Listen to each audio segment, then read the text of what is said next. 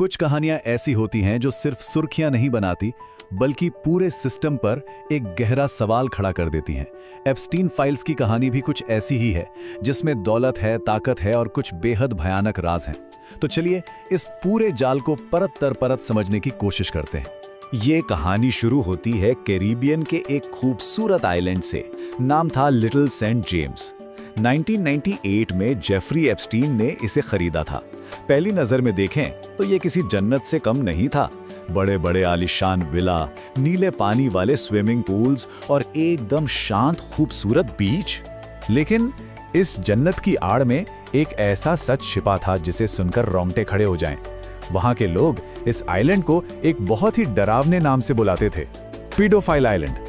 कहा जाता है कि यहाँ 12 से 17 साल की नाबालिग लड़कियों की तस्करी की जाती थी और उनका यौन शोषण होता था। और इस आइलैंड पर आने वाले मेहमानों की लिस्ट वो तो और भी चौंकाने वाली है। ब्रिटिश रॉयल फैमिली के प्रिंस एंड्रयू से लेकर महान वैज्ञानिक स्टीफन हॉकिंग तक। इनके अलावा अनगिनत पॉलिटिशियंस और अरबपति भी यहाँ आते जाते थे।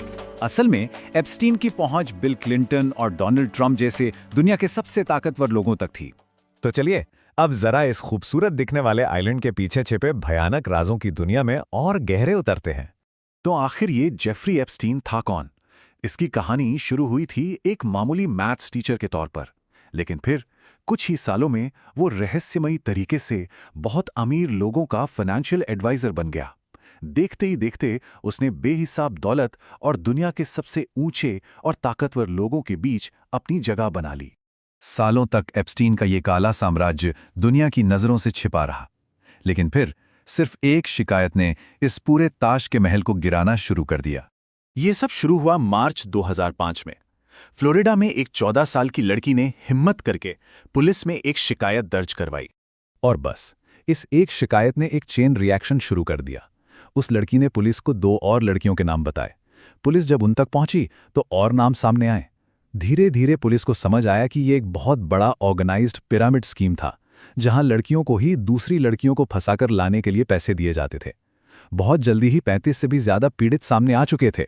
एक पीड़ित के ये शब्द बताते हैं कि ये पूरा जाल कितना शिकारी था। उसने बताया कि कैसे उसकी मजबूरी का फायदा उठाया गया, क्योंकि उन लोगों के लिए वो एक परफेक्ट टाइप थी।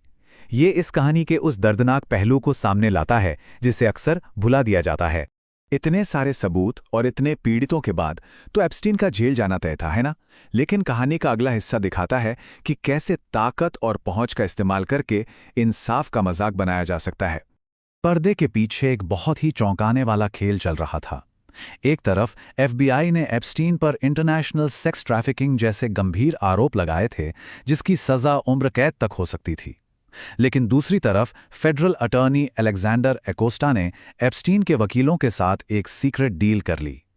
डील के मुताबिक एप्स्टीन को बस 2 छोटे-मोटे मामलों में दोषी माना गया और बाकी सभी बड़े फेडरल चार्जेस से उसे पूरी तरह इम्यूनिटी दे दी गई।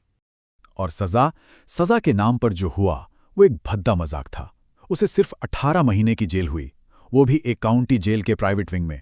उसे दिन में 12 घंटे, हफ्ते में 6 दिन अपने आलीशान ऑफिस जाकर काम करने की भी इजाजत थी। और सबसे बड़ी बात, इस पूरी सीक्रेट डील के बारे में पीड़ितों को कभी बताया ही नहीं गया, जो कि अमेरिकी कानून का सीधा सीधा उल्लंघन था। सिर्फ 13 महीने बाद ही उसे रिहा भी कर दिया गया। और कहानी में एक और हैरान कर देने वाला मोड़ तब आया जब इस पूरी डील को करवाने वाले अटॉर्नी अलेक्जेंडर अकोस्टा को बाद में डोनाल्ड ट्रंप की सरकार में लेबर सेक्रेटरी यानी श्रम मंत्री बना दिया गया। सोचिए, जिस इंसान ने एक साबित हो चुके सेक्स ट्रैफिकर को बचाया, उसे सरकार में इतना बड़ा पद मिल गया। ये न्याय व्यवस्था पर कितने गंभीर सवाल खड़े करता है। कई साल तक एप्स्टीन आजाद घूमता रहा, लेकिन सच ज्यादा दिन तक छिपता नहीं है। एक पत्रकार की हिम्मत ने इस दबे हुए मामले को फिर से जिंदा कर दिया, और इसके बाद जो हुआ वो थी गिरफ्तारी, मौत और अनगिनत साजिश की थ्योरीज। 2018 में जर्नलिस्ट जूली के ब्राउन ने अपनी इन्वेस्टिगेटिव सीरीज में उस सीक्रेट डील का पर्दाफाश कर दिया। इसके बाद जनता में जबरदस्त गुस्सा फैला और उस दबाव के चलते जुलाई 2019 में एप्स्टीन को फिर से गिरफ्तार कर लिया गया। लेकिन ठीक 1 महीने बाद अगस्त 2019 में वो अपनी जेल की कोठरी में मरा हुआ पाया गया। आधिकारिक तौर पर मौत की वजह आत्महत्या बताई गई। एप्स्टीन की मौत ने साजिश की थ्योरीज के बाजार को गर्म कर दिया। एप्स्टीन ने खुद को नहीं मारा, ये लाइन सिर्फ एक नारा नहीं बल्कि एक तरह का आंदोलन बन गई। बहुत से लोगों का मानना था कि उसे चुप करा दिया गया ताकि वो दुनिया के बड़े और ताकतवर नामों का खुलासा ना कर सके।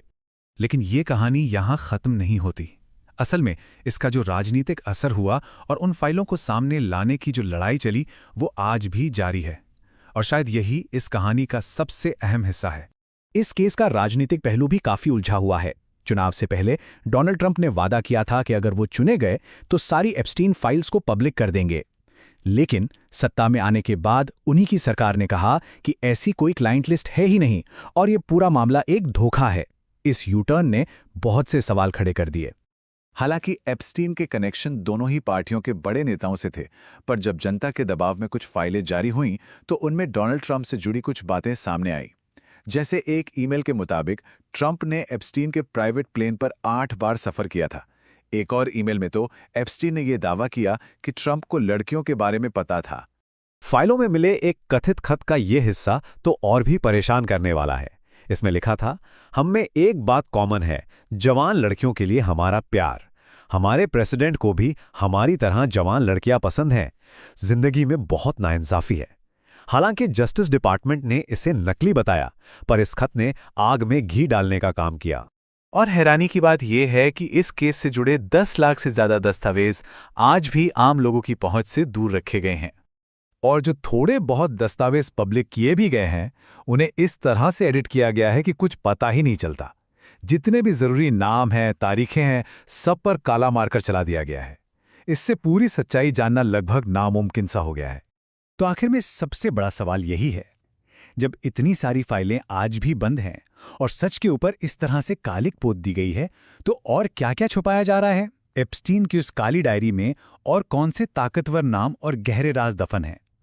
ये एक ऐसा सवाल है जिसका जवाब शायद दुनिया हमेशा ढूंढती रहेगी।